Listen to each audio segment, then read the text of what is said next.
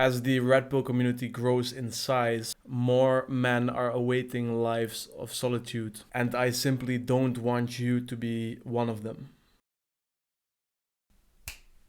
Hey man, welcome back. I'm glad you're here. It's always good to see you. Without wasting your time, let's get into it. The red pill is an ideology that is built around logic and statistics. For that reason, it draws men in. The language that sounds familiar, the language that we understand, right? We finally hear something that makes sense about a topic that is often confusing. The dynamic with women, masculinity, femininity. So we hear these statements, right, about body count, about height, about status, about money, about promiscuity, about female nature, about biology. And for men that have been hurt in the past, either through a devastating divorce, have been cheated on, no options in the dating market, they find solace in this logic. So they use this logic to build up walls around them so that they don't have to open their heart, so that they don't have to go out in the world and take risks of falling in love. Because of that reason, you have a community that is built on hurt, resentfulness, pain of rejection, feelings of unfairness, and any ideology or community that is built on this resentment will inevitably affect you. It works like a poison. The more time you spend listening to these videos, the more this poison will affect you and it will become a part of you. Up until the point that when you're with a woman, the only thing you can think is what is her body count, what is her past. You're thinking of all these superficial things and you forget to look the person in the eye. It focuses purely on the outer layer. It serves as a potentially valuable starting phase, like the absolute fucking basics. If you have no clue about masculinity and femininity or what to do as a man, sure, watch some videos and you hear about the body count. Oh, sure, if her body count is super high, that's probably not a good sign. True. If she is highly ambitious, really is building a life to be independent and by herself, and is incredibly assertive and competitive, and you are a masculine man, right? Potentially that is not something you're interested in. Build your wealth. Sure. Understand that it is an attractive variable to have your own money, to build social status in some way. Sure, take these things and move the fuck on.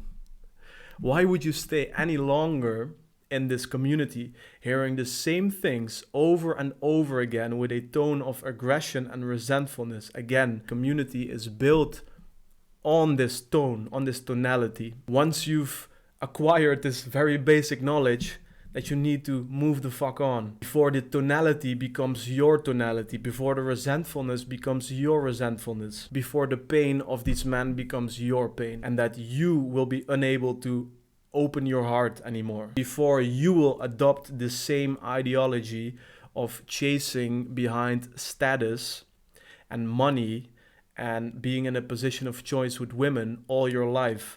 And then you reach that point only to finally attract that 9 out of 10, right? This feminine, soft, caring woman. For her to discover then that there is nothing under that outer layer inside you, that you have built nothing of true value and meaning, that you have worked on nothing meaningful other than your status and wealth. These outer layer factors, which Red Pill focuses on exclusively, are a great attention grabber, right? Pulling up in the Ferrari will get the eyes on you. But what happens after that? What happens after that when you think, oh, I've got these things, I've got the material, I've got the outer layer now, right? So this woman will not leave me.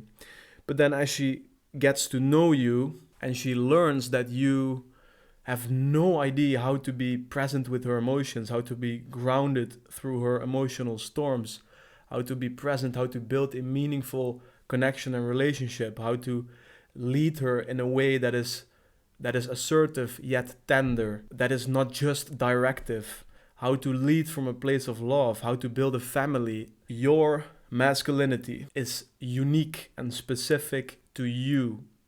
Your feminine qualities, and you do have them, every man has them, are unique to you. So how can you adopt an ideology that is predefined, like the red pill, that has predefined pure logical elements?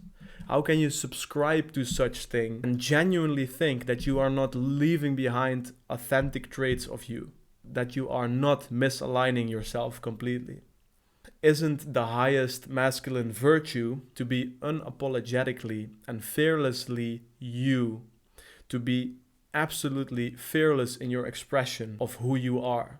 Isn't the highest masculine virtue to be so secure with yourself that you can express those feminine qualities that you have in a masculine way?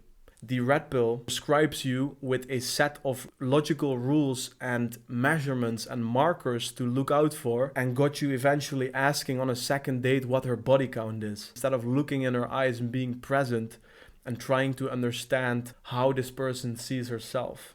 As a man, or as an individual even, subscribing to an ideology and making it your ideology is always dangerous and is always harmful, no matter how profound that ideology is. It means that you stop learning. It means that you become idle. It means that you become a soundboard for the things that are said in that community, and that you are not building any value other than those subjects discussed right there. Needless to say that the ideology of red pill in itself isn't even profound.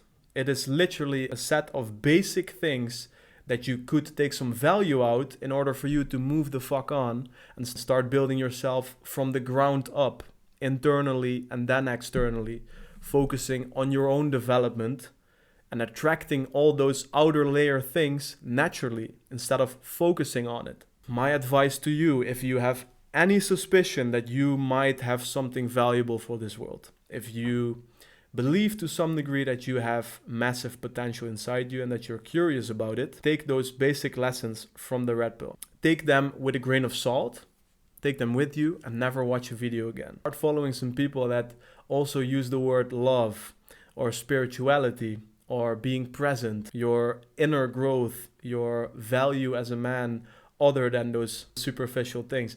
Start subscribing to these ideas and then again take the value out of those things. Your masculine journey should not start and end within the red pill. In my extensive experience with coaching men, I have seen very clearly how the resentfulness and pure logic will prevent you from dating quality women. If logic is our language and emotions is a woman's language, do you think that mastering and obsessing on the language of logic will allow you to ever maintain a meaningful relationship? Or do you think that becoming a balanced man who is able to feel and connect to your woman's language, as well as lead her forward, be assertive and be logical when necessary, don't you think that this is the eventual goal to strive for in order to build a happy marriage, family, and a lasting love relationship?